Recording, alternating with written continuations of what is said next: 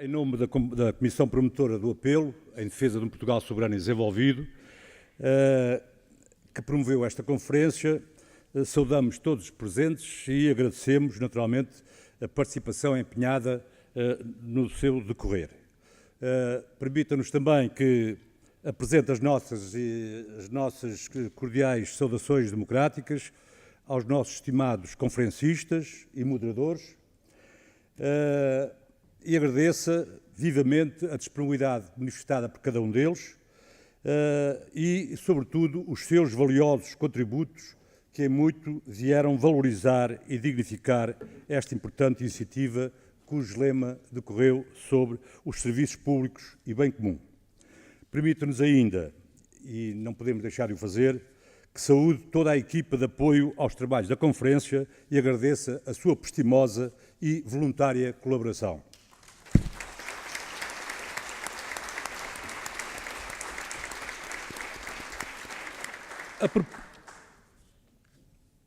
Neste apelo, eu estou a passar, o elevado nível, a riqueza e a diversidade das reflexões aqui trazidas pelos nossos convidados, sobretudo sobre problemas candentes da nossa sociedade, como são o direito constitucional à educação e à cultura, à saúde e à proteção social, vêm ao encontro e correspondem plenamente aos objetivos que nos propusemos com a realização desta conferência. São excelentes contributos que aprofundam e sustentam o que, de uma forma geral, este movimento vem defendendo desde que, há cerca de 3 anos, decidiu lançar um apelo em defesa de um Portugal soberano e desenvolvido.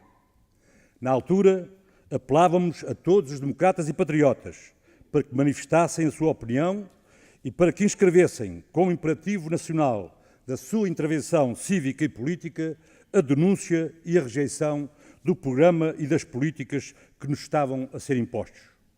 Nesse apelo, subscrito inicialmente por 24 personalidades dos mais diversos quadrantes, a que se vieram juntar mais de 1000 subscritores, as opções, os conteúdos e as consequências de uma orientação política que vinha arrastando o país para uma dependência crescente, avolumando injustiças e desigualdades, hipotecando as suas possibilidades de crescimento, estrangulando o presente e comprometendo o futuro de jovens gerações.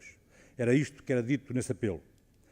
As excelentes reflexões aqui produzidas e a riqueza do debate realizado, no que às funções sociais do Estado diz respeito, mas não só, confirmam os alertas e preocupações que então eram feitos e foram sucessivamente reiterados nas diversas iniciativas que temos vindo a realizar desde dezembro de 2011, como sejam debates regionais e setoriais, conferências, Convenção Democrática Nacional e sessão comemorativa dos 40 anos do 25 de Abril e dos 38 anos da promulgação da Constituição da República. A propósito do ano em que se comemoram os 40 anos da Revolução de Abril, permita-nos que parece-nos ser uma boa ocasião para balancearmos os ganhos que se conseguiram nos domínios da educação e ensino, da saúde, da proteção social, da cultura, da liberdade de expressão e o que isso significou para o bem comum e para a melhoria da qualidade de vida dos portugueses. Mas é também o momento para identificarmos as causas e os responsáveis pela degradação dos serviços públicos e das funções sociais do Estado, em claro afrontamento com a Constituição e os direitos sociais nela consagrados. Na verdade, em vez de garantirem um Estado que responda às necessidades do povo português, as políticas seguidas, o que têm visado é colocar a máquina do Estado ao serviço dos interesses dos grandes grupos económicos e financeiros. Por isso se tem aprofundado o caminho da desresponsabilização do Estado face às suas obrigações sociais. Se reduziu os serviços públicos, se reduziu o número de trabalhadores e se dificultou o acesso a direitos sociais fundamentais, como aqui ficou subejamente demonstrado. No plano político, acentuaram-se as políticas de governamentalização da vida pública, enfraqueceram-se os mecanismos de fiscalização e controle da atividade governativa, tornando-se prática corrente a partidarização e submissão a interesses privados do aparelho de Estado, transformado num campo para a satisfação de clientelismos. No plano social, afirmou-se uma política de baixos salários e pensões, de aumento do desemprego, de redução e mesmo liquidação de direitos e apoios sociais. Intensificou-se o processo de destruição da Segurança Social e do Serviço Nacional de Saúde. No plano cultural, ao longo dos anos, tornou-se mais evidente uma prática corrente de mercantilização dos bens culturais, a privatização e a elitização do sistema de ensino, a redução substancial de apoios às atividades culturais, em particular os destinados às zonas do interior. A comprová-lo está o chamado Guião para a Reforma do Estado, já aqui referido pelo Dr. Fernando Marques, ao preconizar o encerramento de mais serviços públicos, de mais cortes na educação e na saúde e de maior redução de trabalhadores na administração pública. Ao destruírem os serviços públicos e as funções-chave do Estado, os principais afetados são aqueles que mais sentiram o peso da austeridade por via do corte dos salários, das pensões e das prestações sociais. Os beneficiados são os privados a quem se pretende entregar a prestação de serviços públicos essenciais, tornando-os em negócios altamente lucrativos. Veja-se o que se está a passar na saúde, nas telecomunicações, na energia, entre outras importantes áreas de serviço público, cujos centros de decisão estão a ser transferidos para o estrangeiro, com todos os custos que isto acarreta para o país, para os portugueses e para a nossa soberania. Os portugueses sabem bem, por experiência própria, como acabaram todas as privatizações que nos foram vendidas como um benefício para os consumidores.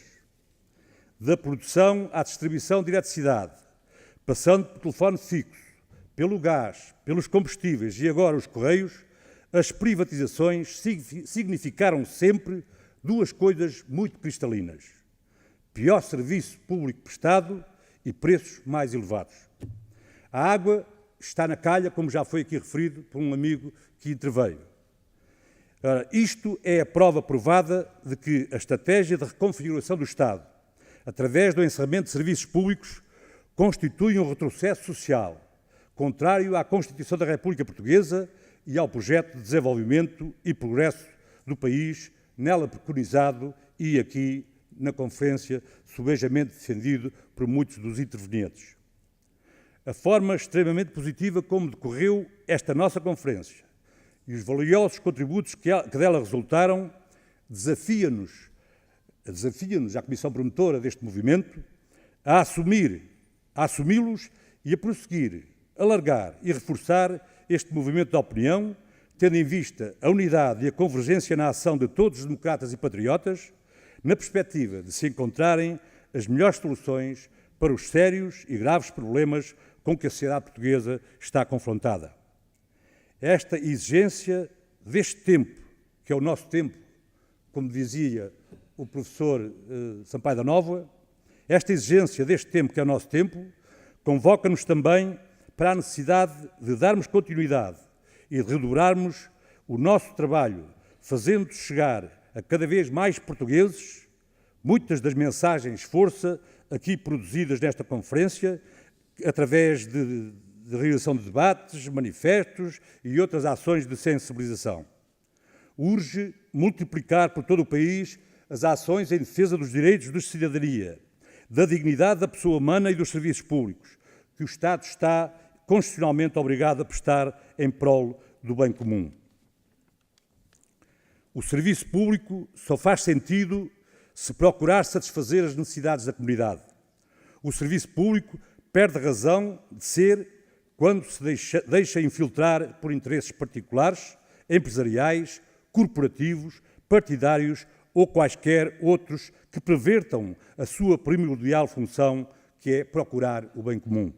O bem comum expressa-se pelo exercício consciente, pelos cidadãos e pelo Estado, dos direitos e deveres que democraticamente a sociedade, de forma absolutamente livre, decidiu partilhar. O bem comum procura-se quando se valorizam valores sociais justos, equidade, qualidade de vida, bem-estar social, respeito pelas diferenças individuais. O bem comum procura a correção das desigualdades, exige a primazia da eficiência que mais aproveita a todos contra a ditadura da mera eficiência do lucro financeiro, que beneficia apenas a alguns e aprofunda as desigualdades entre muitos. O bem comum procura a coesão social, a participação de todos nas decisões que afetam todos, a emancipação individual e coletiva, o civismo, a defesa do ambiente, a gestão responsável dos recursos naturais. O bem comum exige uma informação diversificada, plural e esclarecida, exige o respeito pelo direito à vida privada. O bem comum só é alcançável com a promoção do conhecimento, da cultura, do ensino, do direito, da saúde, da proteção social, da liberdade. O bem comum é pôr a imensa riqueza que este mundo tem ao serviço de todos nós. O bem comum acontece quando todos nós nos preocupamos com todos. O bem comum é distribuir o bem à comunidade.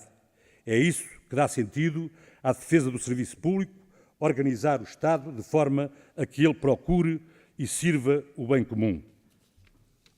É por isso também que se torna imperioso que cada vez mais portugueses compreendam o nexo estreito entre a democracia e a soberania nacional e se disponham a lutar por ambas, fazendo da Constituição da República Portuguesa a bandeira da sua luta.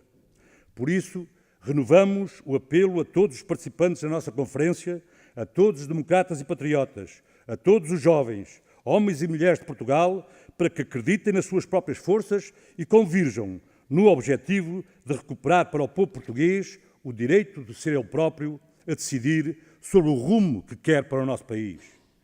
Vamos acreditar em nós próprios e na nossa capacidade de organização e luta. Como referia o professor Sampaio da Nova no início, reportando-se a um poeta, António Machado, o caminho faz caminhando. E o professor acrescentava, juntos.